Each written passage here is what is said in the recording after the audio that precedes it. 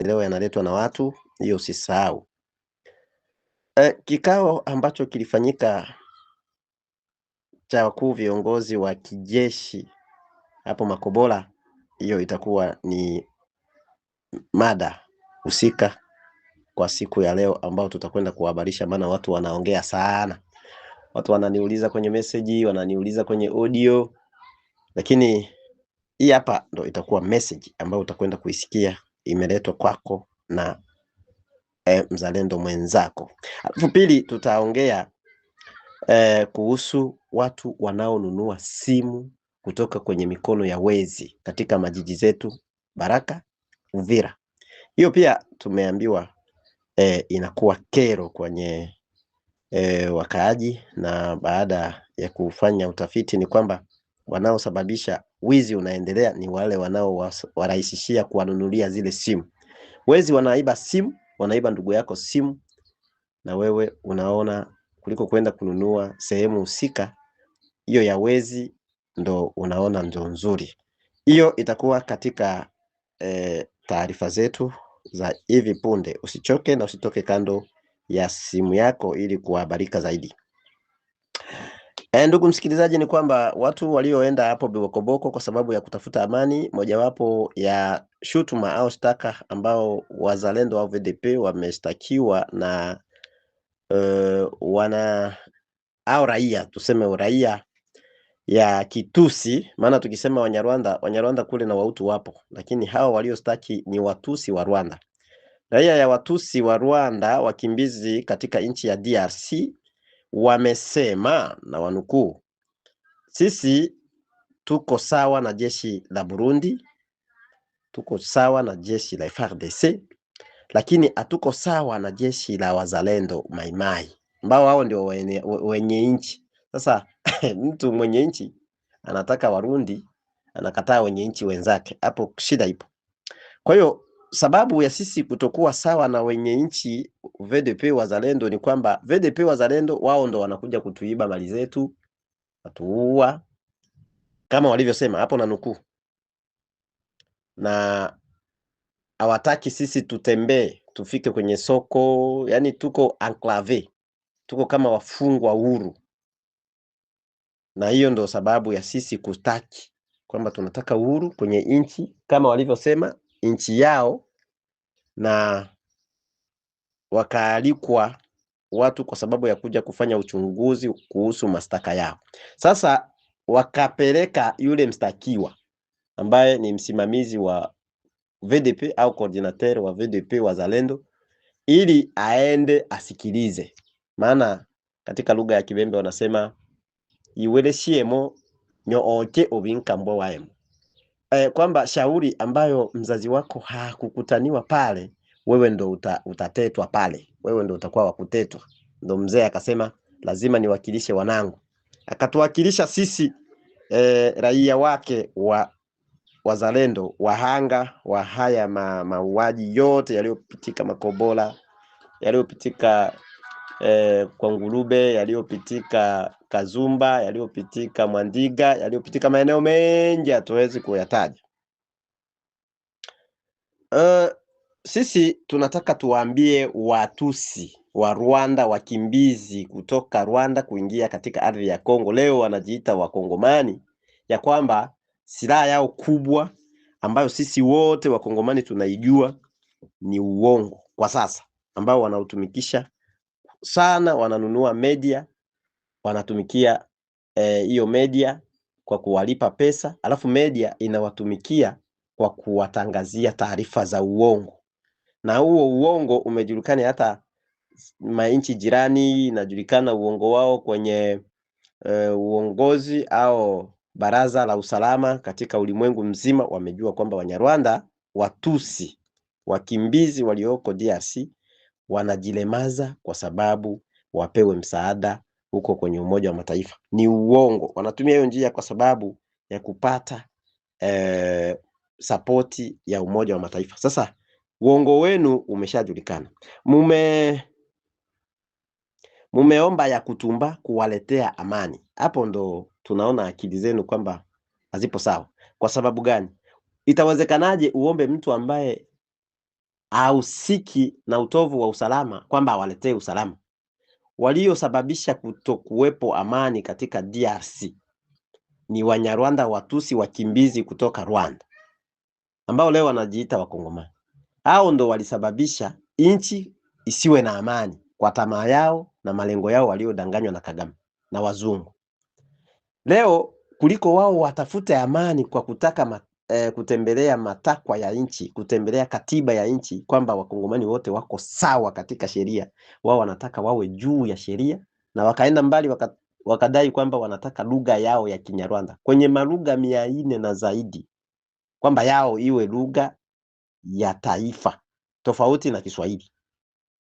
Hawa watu hawana akili, na wanaopongeza kwamba mkosa akili mwingine wao kwamba alitabiri, na wenyewe hawana akili. Sasa sisi kama VDP tunaambia Wanyarwanda hivi. Kwanza tunakushukuru Mheshimiwa Amuri, mzee William Amuri Yakutumba kwa kuwakilisha raia yako katika hicho kikao, maana usingekuwepo tungetetwa hapo, tusingejua nini kimeendelea. Umekomaa kisiasa, Mungu akusaidie uwe na hekima kama ulionayo, lakini msimamo uwe ule ule, kwa sababu mwenzako akinyamba kwenye kamba, wewe weka yako mzigo kwenye sanduku, kwenye ile kapo. Sasa hapa sisi na Wanyarwanda ni bambu bambu bambu, bandika bandua, atuachiani pepo.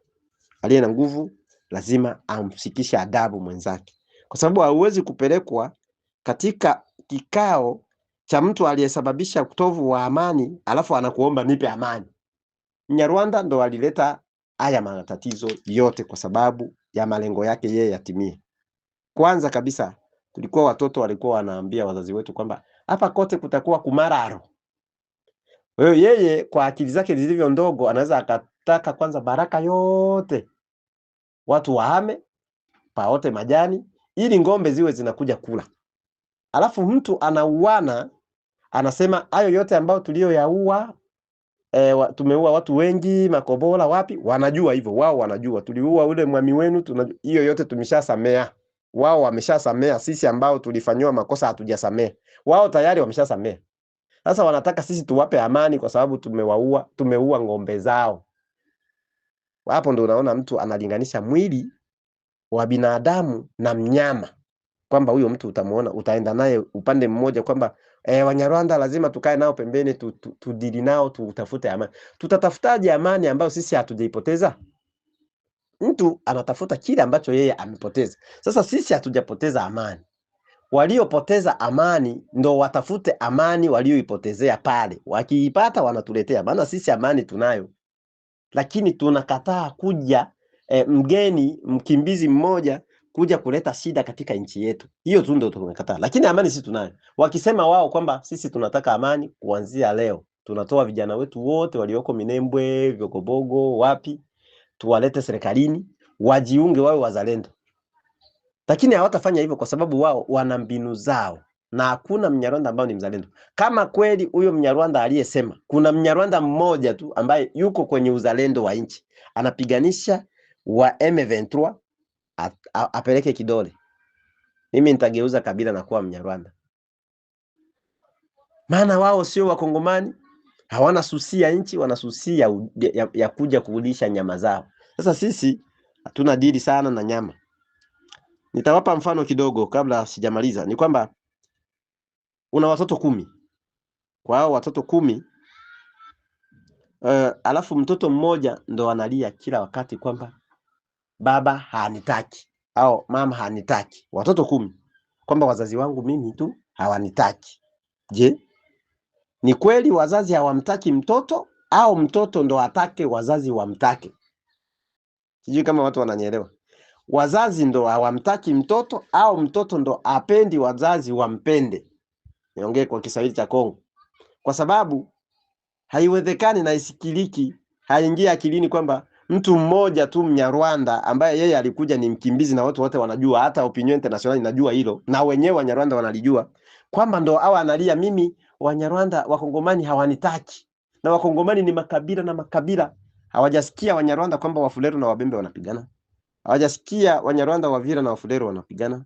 Wabembe na Warega wanapigana, hawajasikia kabila lolote lile tunapigana sisi kwa sisi. Lakini mpaka tu province mbili ambao linaonekana Wanyarwanda wakiwa hemu ndani ndio linafujo. Kisha wewe mtu anasema hawanipendi. Utapendwaje na wakati wewe ndio mwizi, mkorofi, mtu wa fujo? Alafu uue watu wakuone tu.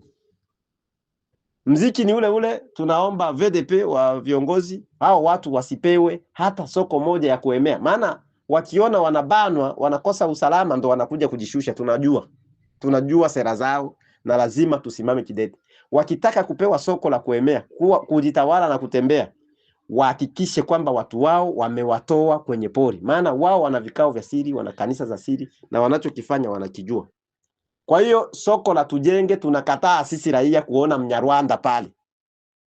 Tunasema raia ndo nguvu kazi na VDP ni kuchunga nchi yako. Wanyarwanda wakianza kujichanga wanaanzaga polepole katika soko ya Tujenge, kesho watafika Simbi, kesho yake wanafika Mkera, kesho yake wanafika Fizi, wanaonja. Sasa raia ukijelemaza, huyu ya kutumba huyu haiko tena mtu wa raia, ni mtu wa serikali. Hawezi kuajiri kama raia. Kwa hiyo raia tunakuja kuipa mot d'ordre. Hakuna kuona Mnyarwanda katika soko la Tujenge. Kumbukeni raia wanavyopigwa, raia wetu wa Kongo, wa Tanzania, Warundi, wa nchi jirani tu wanavyopigwa kule South Africa. Sio serikali, ni raia yake, ya nchi yake. Walinzi wa VDP wa South Africa wanatomboka kwa sababu ya kulinda nchi yao, na kuiepusha na hatari. Na sisi tusilemae. Hivi watu ambao ni hii mtanisamee kwa sababu ya kusema hivyo. Hii sektere ya Tanganyika wanajihisi kwamba wao wako wastade. Yani jambo ambalo likitoka pale kwao wanaona tu simple, wanachukulia tu simple, alafu wao ndio wa kwanza kulialia. Hatutaki kuona Mnyarwanda katika soko lolote la sektere ya Tanganyika. Sektere ya Mtambala plito. Mtambala. Hatutaki kuona Mnyarwanda. Tulishasikia kwamba kule wamekubaliana, serikali kule imekubaliana. Sisi raia je, tumekubaliana na serikali? Kwa nini serikali itaenda kukubaliana na kabila la Wanyarwanda bila kuja kutuuliza na sisi makabila mengine ambao ni wahanga wa mauaji? Kisha Wanyarwanda watuambie kwamba waisha tusamee sisi. Walituua, wakatusamee tena. Ushasikia wapi mtu kakufanyia kosa tena kakusamee? Kwamba tulishasamee yale yote ambao tuliua Kazumba, tuliua Makobola, tulishasamee. Sasa sisi tuliouiwa hatujasamea. Hawajakuja kutuomba msamaha. Sasa sisi tunakataa, raia tunakataa, na hawa Wanyarwanda Watusi wakimbizi kutoka Rwanda kuja kufika kwenye soko la Tujenge kuja kununua vifaa vya ngombe kula, vifaa sijui chumvi, sabuni na kadhalika. Hapana. Raia kataeni, mkiona Mnyarwanda mnajua nini cha kufanya. Sitaki kuongea kitu. Mnajua nini cha kufanya. Sasa kama unataka uambiwe, akili za kuambiwa uchanganye na za kwako. Mjinga ulivyo. Raia gani ambaye ni mjinga kiasi hicho? Tunakataa mpaka wasikie cha mtema kuni, wabananishwe na raia yenyewe, wasitoke, wasipate chochote, kwa sababu wameona hawapati kitu, ndio maana wanaanza kulia. Wanaanza kwa unaona hivi. Ndugu zangu walio nje ya nchi, Wanyarwanda walijitakia kuteseka. Katika kanisa la Libre Methodist, ukifanya makosa, kwanza wana katiba yao, wanakuambia hapa kwetu hautakiwi kuoa wanawake wawili, wanakupa sharti zao. Ukifanya kinyume na masharti yao, wanakuambia umejitenga na kanisa, umejitenga na community yetu. Sisi hatujakutenga kwa sababu uliambiwa. Sasa Wanyarwanda katiba ya nchi wanaijua. Wao walikuja kuomba uraia kwa nguvu. Wao wanataka wapate sijui nchi kwa nguvu kwa sababu wana silaha. Sasa kama walivyo na damu na maji na wana vijana, na sisi pia tuna vijana na tuna damu na maji, mikono inajua kumanye arme iko. Kwa hiyo sisi hatukubaliani na serikali kuwapa hawa wajamaa uhuru wa kusema waingie kwenye masoko zetu. Wafunge soko zao. Hakuna Mnyarwanda aliye na nyumba Uvira, Baraka, Bibokoboko, sijui hawana manyumba, hawajengaji. Ni watu ambao wakipata pesa kwenye ardhi ya Kongo wanaenda kujenga Rwanda. Sasa kama wanadai wafike sokoni, soko zao wao ambao wanazo ziko ngapi ambao na sisi tuende tukaleme kule? Nyumba ambao wanazo Baraka, Fizi, sijui Kalunja, kuendelea mpaka sijui huko, ni ngapi ambao zimenyanganywa na raia, ambao zimenyanganywa na jeshi? Hakuna. Hawajengaji, wanajua kwa sababu gani hawajengi. Kwa hiyo ndo habari ambayo tunasema, tunaambia raia yetu kwamba msimame na msikubali wafike kwenye soko la Tujenge kwa sababu wajutie walichokifanya kwamba sio kitu kizuri. Sio mpaka risasi tu. Kupiga mtu kuna mbinu nyingi, na hii ya kumzuia asipate chochote cha kula ni vita kali. Hakuna aliyesimama katika vita vya njaa. Unajua Egypt ilinyakua uongozi wa ulimwengu kwa sababu yenyewe ndio ilikuwa na chakula. Usisahau hilo. Ni Babu Felix Mwembamba, mtoto wa Mbanda. Na kwa kumalizia ni kwamba raia imekatazwa, raia inayoishi kwenye maeneo ambayo wizi unakisiri, watu wanaporwa simu zao katika nyakati tofauti tofauti. Kuna wale wanaoporwa katika usiku, kuna wale wanaoporwa katika mida ya jioni, kuna wale wanaporwa mchana kweupe kabisa.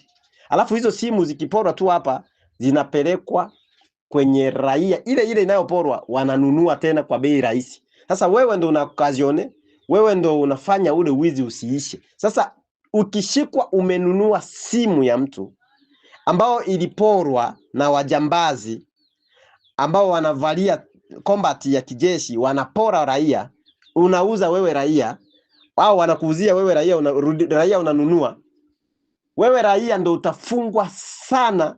Wamesema hivi, utafungwa siku 30 uko jela au uko lock up, kufunguliwa hapo mpaka milioni 1 ya makongo ionekane, na uwe umenunua simu kama hiyo ulionunua, simu 10 zisaidie watu wasiojiweza. Narudilia tena, ukibainika unanunua simu ya jangili, mwizi, wewe ambaye unaiishi maeneo ambayo yanakisiri wizi, Baraka, Uvira, Mboko, Nundu, sijui maeneo yote yale ambayo wizi unakisiri, watu wanapokonywa masimu zao na watu ambao wanaovalia combat za kijeshi, wanajiita jeshi, kumbe sio jeshi. Maana jeshi hawezi akapokonya raia yake tena simu au vifaa fulani vya maongezi. Ukibainika wewe umenunua, yani wewe ndo utachukuliwa mwizi kumzidi yule aliyenyang'anya simu, kwa sababu usingeinunua haangepata muda tena wa kuenda kupokonya simu nyingine. Sasa wewe ambao utabainika una simu ya wizi ambao iliporwa, mtu akaporwa, utafungwa siku 30 au 30 jours mkasho, unalipa 1 million de francs congolais, alafu unanunua simu 10 za aina hiyo ambao umeinunua kwa huyo jangili. Kwa hiyo kama ni Android fulani, wewe utanunua hizo simu 10. Hii taarifa uisambaze kwa sababu imfikie kila mmoja. Na yule ambaye hana simu, wewe una simu, waambie watu wawili. Wale watu watu wawili waambie watu 5. Watu 5 waambie watu 10, mpaka taarifa ienee katika tarafa la Fizi na Uvira, maeneo ambayo yanakisiri wizi sana. Asante. Mchana mwema.